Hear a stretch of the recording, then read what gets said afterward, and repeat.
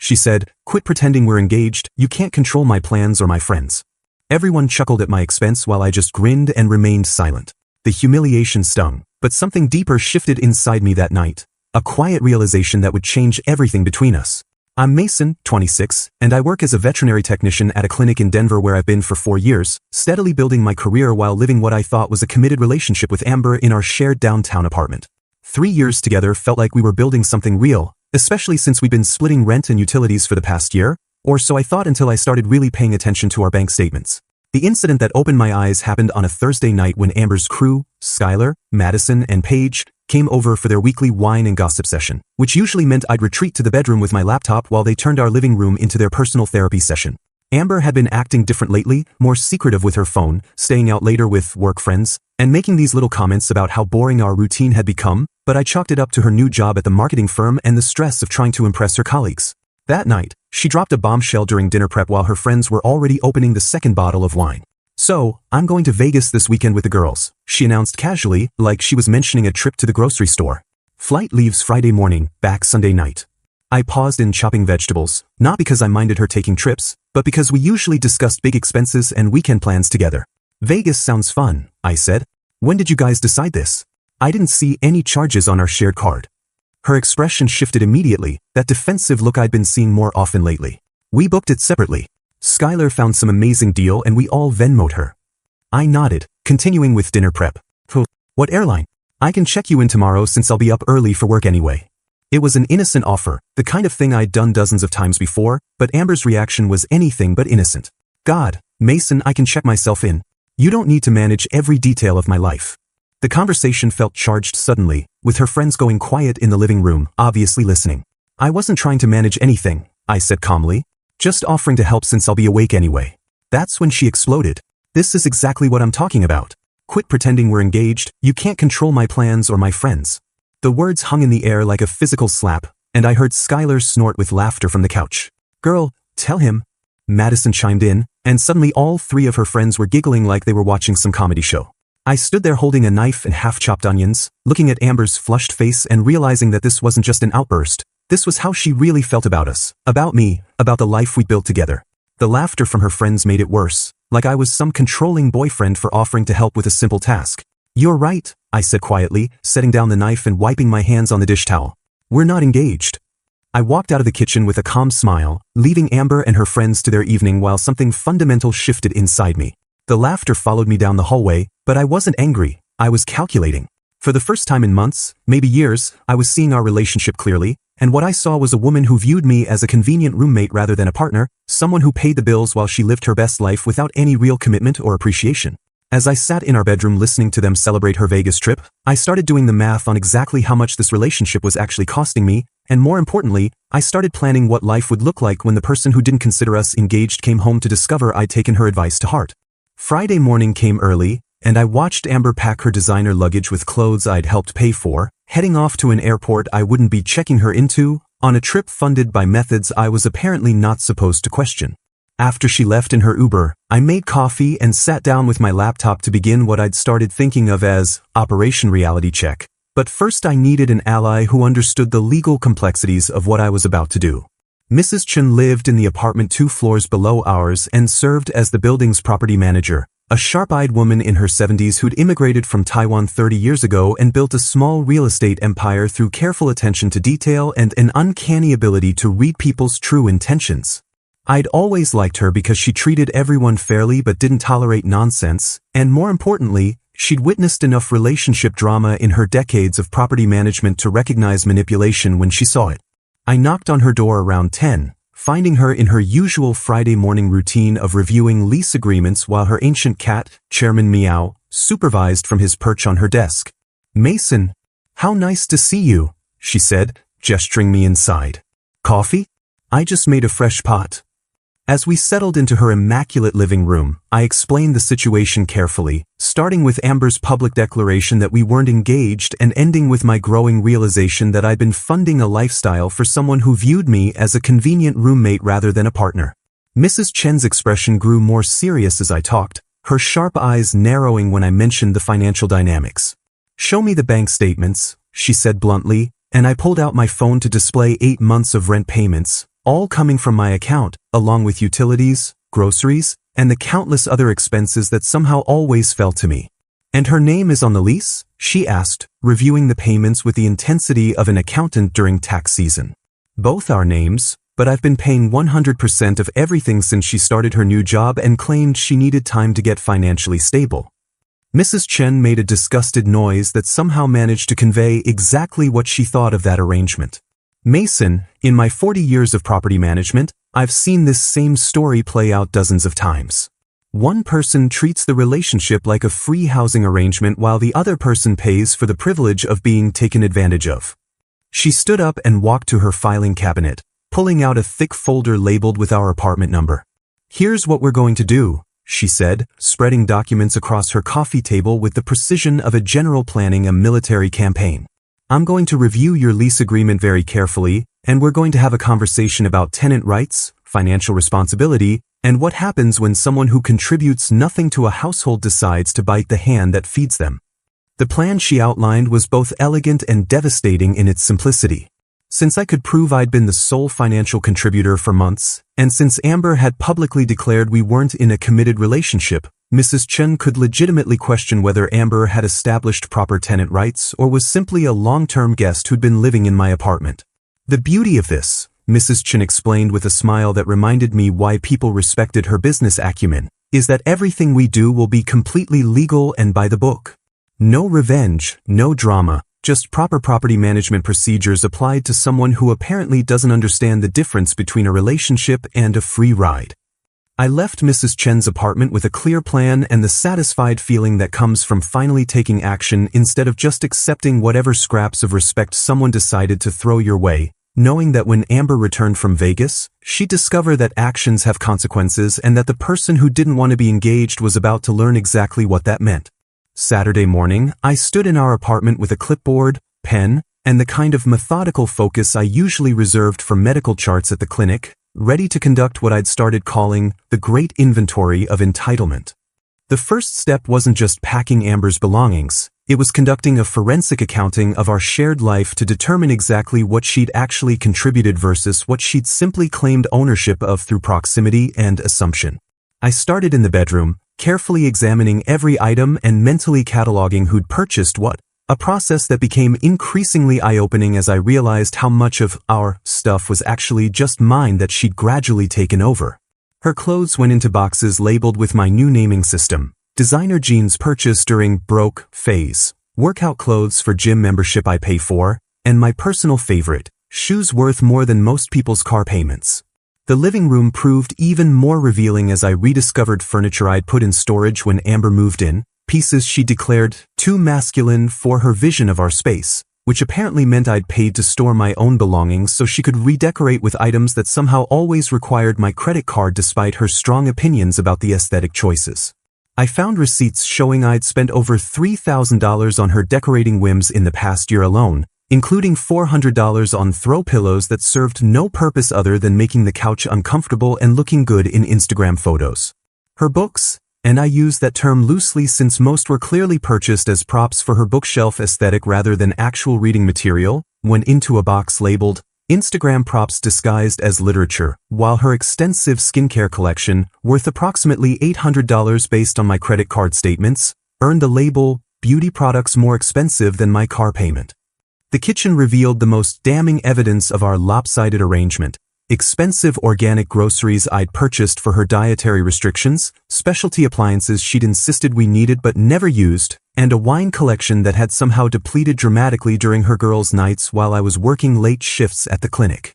Every item got photographed, cataloged, and carefully packed with the precision of someone who'd finally stopped making excuses for another person's selfishness.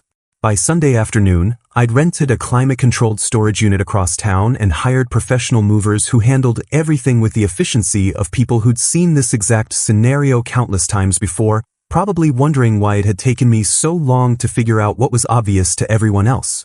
The transformation of our apartment back into my space was remarkable. I retrieved my comfortable furniture from storage, set up my home office properly for the first time in years, and created a living environment that reflected my actual preferences rather than someone else's Instagram aesthetic. My masterstroke came Sunday evening when I visited the animal shelter where I'd been volunteering for 2 years, finally ready to adopt the senior cats I'd wanted but couldn't get because Amber claimed to be allergic, though she seemed fine around other people's pets when it was convenient for photos. Justice and Karma, both 8-year-old rescues who'd been overlooked for months because everyone wanted kittens, came home with me that night, and I swear they understood immediately that this was their forever home with someone who'd actually chosen them rather than viewing them as inconvenient obstacles to a perfect living situation. As I watched them explore their new territory while Amber posted Vegas party photos to Instagram, I felt something I hadn't experienced in months, complete peace in my own space, surrounded by creatures who were grateful to be there rather than entitled to everything I provided. Sunday night, while Justice and Karma settled into their new home with the contentment of animals who finally felt secure, I began the systematic process of digital detachment that would ensure Amber's return became a lesson in accountability rather than a continuation of our one-sided arrangement. The apartment's smart lock system, which Amber had insisted we install 6 months ago because it looked more sophisticated than regular keys, became my first target as I updated the access codes and removed her phone from the authorized devices list with the satisfaction of someone finally taking control of his own living situation. I changed the Wi-Fi network name to Not Engage No Access, with the password Accountability 2024, a little touch of humor that I knew would drive home the point when she inevitably tried to connect her phone out of habit. Every streaming service we'd shared got new credentials, from Netflix to Spotify, and I made sure to document the monthly costs I'd been covering, $47 for premium everything, apparently, so someone could watch reality TV shows about people even more entitled than herself. The food delivery apps proved particularly revealing when I reviewed the order history and realized Amber had been charging $300 worth of lunches to my credit card each month. Expensive salads and smoothies that cost more than most people spend on groceries, all while claiming she was being budget conscious about our shared expenses. I updated every password, removed her access to my accounts, and created a detailed spreadsheet that would have impressed my old accounting professor, documenting exactly $2,847 in expenses I'd covered for her over the past 8 months since she'd started her supposed financial recovery period. Mrs. Chen had been right about building security. As the sole rent payer with documented proof of financial responsibility, I had every right to update the access list and remove unauthorized long-term guests who couldn't prove their tenant status through actual contributions to the household. I installed discrete cameras in the common areas, not for surveillance but for documentation, knowing that Amber's dramatic tendencies and sense of entitlement would likely provide perfect evidence of her true character when reality finally hit her. The building's main entrance required key card access after 9 p.m., and since Amber's card was linked to my account as the primary leaseholder, Mrs. Chen and I ensured that her access would be revoked effective immediately, triggering a conversation about tenant rights that I suspected would be quite educational for someone who'd been treating a relationship like a free housing program. By midnight Sunday, every digital fortress was in place, every password changed, every account secured, and every piece of evidence carefully documented with the precision of someone who'd finally stopped making excuses for another person's behavior and started protecting himself from financial and emotional exploitation. Justice sat on my lap while I finished the last updates, purring with the deep satisfaction of an animal who recognized when someone had finally made the right choice, and I realized that this was what security felt like, not constantly worrying about someone else's expenses, reactions, or entitled demands, but simply living in peace with creatures who contributed affection instead of taking everything while giving nothing in return. Amber's initial shock transformed into pure rage within minutes, and I watched from my living room as she began pounding on the apartment door with the fury of someone who'd never been held accountable for her actions, screaming demands about her rights while threatening lawsuits that we both knew she couldn't afford and social media exposure that would only backfire spectacularly. "Mason, open this door right now. You can't just steal my stuff and lock me out. This is illegal." Her voice carried through the hallway with the hysteria of someone discovering that consequences were real and immediate, while I sat calmly recording everything through the security system with Justice purring on my lap and Karma supervising from her perch on the windowsill. The beauty of Mrs. Chen's approach became clear as Amber's threats grew more desperate and less coherent. Everything we'd done was completely legal, documented, and justified, which meant her tantrum was only providing evidence of her unstable behavior rather than any legitimate grievance against proper property management procedures. When the door pounding finally stopped and I heard her footsteps retreating down the hallway, I knew the real show was about to begin as Amber took her victim narrative to social media, probably crafting some sob story about being illegally evicted by a controlling ex-boyfriend who couldn't handle her independence. I didn't have to wait long. By Monday morning, her Instagram was flooded with posts about toxic men, illegal evictions, and how she was consulting lawyers about her rights as a tenant, each post more dramatic than the last and clearly designed to generate sympathy from people who didn't know the full story.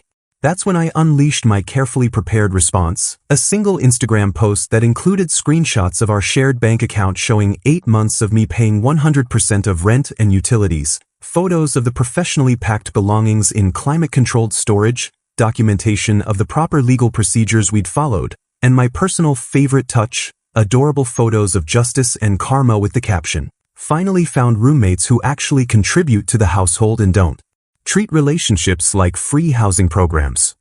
The internet's response was swift and merciless as people who'd followed Amber's luxury lifestyle posts began connecting the dots between her designer purchases and someone else's bank account, with comments ranging from supportive messages for me to increasingly hostile questions about how she'd been funding her lifestyle while claiming to be broke. Her friend group, who'd laughed so loudly at my expense Thursday night, suddenly went quiet on social media as the full extent of the financial imbalance became public knowledge, and I noticed several of them quietly unfollowing her accounts as they realized they'd been complicit in mocking someone who'd been financially supporting their friend's entire existence. The most satisfying part was watching Amber's attempts to control the narrative crumble as more evidence emerged. Mutual friends began sharing their own stories about her borrowing money, expecting others to pay for dinners, and always having excuses when bills came due, painting a picture of someone who'd made entitlement a lifestyle choice rather than a temporary situation. Tuesday morning brought the inevitable phone call from Amber's hastily hired lawyer, a conversation that lasted exactly 7 minutes before he politely withdrew from representing her case after reviewing my documentation and realizing she had no legal standing whatsoever and would likely owe me money if we went to court. The lawyer's withdrawal seemed to break something fundamental in Amber's understanding of how the world worked, and by Wednesday she was forced to move back to suburban Phoenix with her parents, her social media influence crashing as followers realized her entire lifestyle had been funded by someone else's generosity rather than her own success. Her parents, who I'd met twice during our relationship, apparently weren't thrilled about their 25-year-old daughter moving back home with a storage unit full of designer clothes and no actual plan for financial independence, a reality check that probably stung worse than losing access to my apartment. The vindication came in unexpected ways over the following weeks. Madison, Amber's friend who'd laughed loudest at my expense during the Vegas announcement, reached out with a private message that restored some of my faith in human decency. "I owe you an apology," she wrote. "We all knew Amber was using you financially, but we thought it was your choice and that you were happy with the arrangement. After seeing everything that happened, I realized we were complicit in something really unfair, and I'm sorry we laughed when you were just trying to be a supportive partner." Her honesty meant more than she probably realized, and it confirmed what I'd suspected, that Amber's behavior had been obvious to everyone except me, probably because I'd been too close to the situation to see the manipulation clearly. 6 months later, my life had transformed in ways I couldn't have imagined during those dark months of feeling unappreciated and financially drained by someone who viewed my kindness as weakness rather than love. The veterinary clinic promoted me to senior technician with a substantial raise after I successfully managed a complex surgery case that saved a dog's life, and Justice and Karma had become unofficial office mascots who provided therapy for anxious pet owners while demonstrating that rescue animals make the most grateful companions. My dating life improved dramatically when I met Sarah at a volunteer event for the animal shelter, a fellow veterinarian who insisted on splitting every expense from our first coffee date and whose idea of a perfect evening involved hiking with rescue dogs rather than shopping for things we couldn't afford. Sarah's reaction to hearing about Amber was both validating and educational. "She trained you to accept scraps," she said matter-of-factly. Healthy relationships involve two people contributing equally, not one person funding another person's fantasy lifestyle while being made to feel grateful for the privilege. The apartment, now truly my sanctuary, featured photos of Justice and Karma alongside my growing collection of certificates from the veterinary continuing education courses I could finally afford, proving that sometimes the best revenge isn't revenge at all but simply building the life you deserve with people who appreciate your efforts rather than exploiting them. Amber's social media eventually went quiet, her last post being a generic motivational quote about new beginnings that generated exactly 3 likes, while my own life filled with genuine relationships, professional success, and the deep satisfaction that comes from finally recognizing your own worth and refusing to settle for anything less than mutual respect and appreciation.